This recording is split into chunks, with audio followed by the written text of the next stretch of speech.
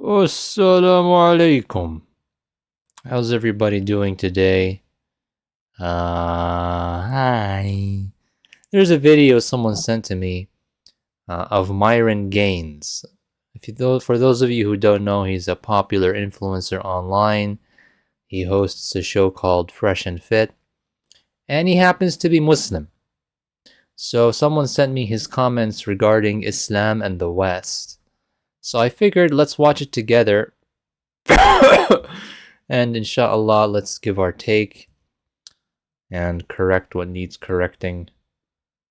Look, this is coming from a guy that's Arab. I grew up in a Muslim household. Guys, I will be the first one to fucking tell you guys, Sharia law, excuse the language, is not compatible with democracy. It's not.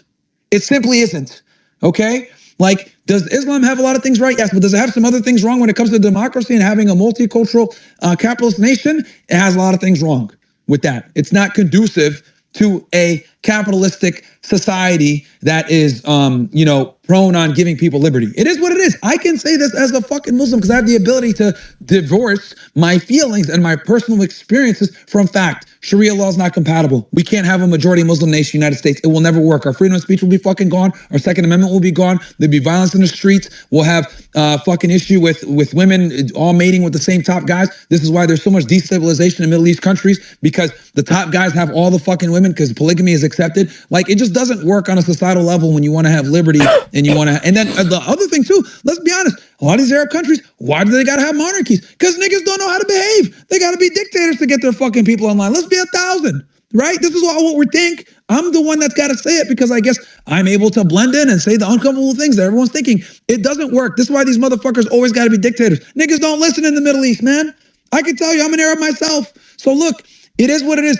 Sharia law, Islam, it's not compatible with a democracy. It is what it is, man. That's why you can't have a Muslim majority country in the United States or a Western country. And you're looking at the UK. The UK is what the United States is gonna fucking be, man. We can't bring these fucking Moroccans, Indians, Pakistanis, all these guys that come in here and try to impose Sharia law in America. And this is coming from a guy that's Muslim. I hate saying it, but it's the truth, man. I'm able to tell the truth even if it doesn't benefit me. That's the difference between me and a lot of these other don't want to tell the truth. They want to be cool. They want to be politically correct. They want to be inclusive. Fuck that. Inclusivity leads to problems every single time.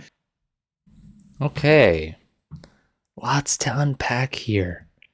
I don't want to make this video about anybody. He clearly said some, very Islamically outrageous things. But I didn't want to make this too long of a video either, because to be very frank, lots of this stuff is very simple. So let's just discuss the concepts very quickly. Number one, he does not want more Muslims to come to the West. That was like, he started with that and he kind of ended with that. Now, I agree with him. I happen to agree with him, but for definitely a completely different set of reasons. He thinks that Muslims are coming from the West to establish their Islam, and that's a bad thing. No, actually, Muslims are not coming from the East to the West to establish Islam or Sharia law. And even people like myself definitely don't encourage people to try this silly idea. It's not even a Muslim country for us to do so.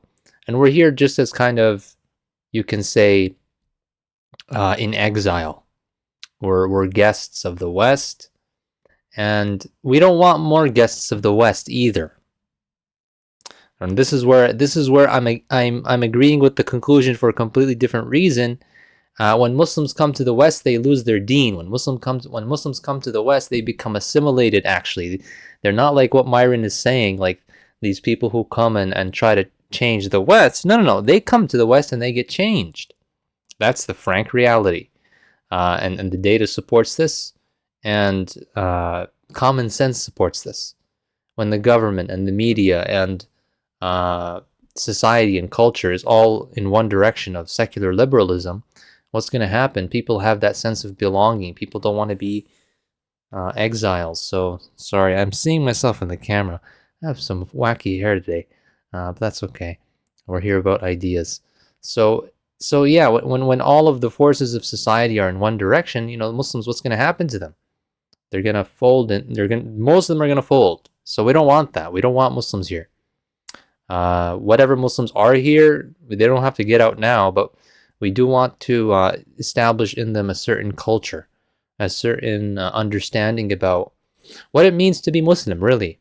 So that when we do go all of us back to the Muslim world, we go back with a leadership mindset and an Islamic mindset.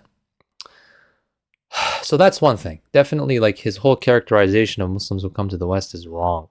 It's really just feeding into like right wing, you can say xenophobic attitudes. The second thing, and like, let me, like, you might wonder, like, why is he falling for that? It doesn't seem he's very connected with the Muslim community. Like, the corner of the internet that he's in doesn't have many Muslims, and you can tell. I mean, like, the Twitter space he's in, these aren't really Muslim names that he's with. So it seems like he's just getting wrapped up in the narratives of the right-wing people that he associates with, rather than actually knowing the Muslim community and knowing what Muslims do and knowing what Muslims want. He's clearly just off base, and he speaks as though he's one of us, like, I'm telling you the truth that's against my own interests, and therefore, you better understand that this is the reality. It's not. Like, you're just totally wrong. The other issue that he talks about is the compatibility of Islam and Sharia law with democracy and all that we love about America. Okay. Now, again, I agree. So let me put it this way. I think he mixes up two concepts. Absolutely, the Western system, which is secular liberalism and democracy, is of course incompatible with the Islamic system. But when I say that as a Muslim, I'm saying that as a point in favor of Islam, not a point in favor of the West. Like, he seems to be suggesting, like, yeah, okay, Islam and the West are incompatible, and that's why we must protect the West from Islam. I mean, come on. Like, I'm not making takfir of anybody, but this is the position he takes, which goes into kufr. I'm talking about the position, not himself. Like, where he says, now Islam gets certain things wrong, and those certain things that Islam gets wrong are those things that the West got right, with regards to free speech and Second Amendment and so on. This is where, like, it seems you don't really understand the Islamic system. It seems you don't understand what life would look like under Sharia, because guess what? The Muslim world that you talked about is not under Sharia. The Muslim world is under the very same secular liberal system, under the same secular world order as the West. Now, yeah, we're not allowed to pick our leaders, but did you know why? It's not because we need a tough man to protect the streets and clean up crime. No. We're not allowed to pick our leaders because whenever Muslims pick their leaders, they pick Islamists, and the West doesn't want that. The West will not allow the West will not allow the Muslim world to control its own destiny, because whenever the Muslim world controls its own destiny, what happens? We want Sharia back, we want Khilafah back, we want the Muslims united back, right? So you seem to be, again, totally off base. The West is an empire which seeks to enforce its hegemony, including its ideology, across the world. And the poor state of the Middle East, I'm not saying just blame America for all of our problems, but definitely America has the power today, and it's using that power to try to keep everybody else down. We as Muslims should not bow to that. So I'm not blaming just the Americans. We need to revel up that civilizational spirit in ourselves and reassert our own presence on the world stage. That's the work that we have to do. And the points that you mentioned about polygamy don't hit. Do you know how prevalent polygamy is in the modern Middle East? Not much. It does not affect the dynamics of male-female relationships like you described.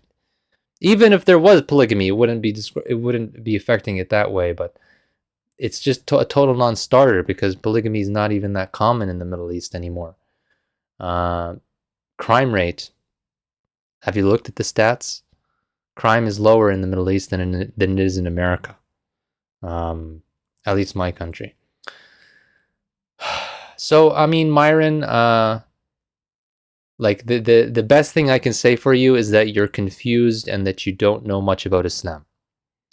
And I'm very happy and willing to help you learn, not for clout or anything. if you want to debate or discuss, even offline, I'd be happy to help you just level up in your understanding of Islam politically. You grew up in a Muslim household, but many people who grew up in Muslim households, including myself, they never learned Islam politically. They learned Islam as a religion, as a source of spirituality, but without understanding its prescriptions for society. So I'll leave you with that. I'm trying to do that on my channel here as much as I can, and inshallah we'll build up that understanding in all my viewers. Assalamu alaikum.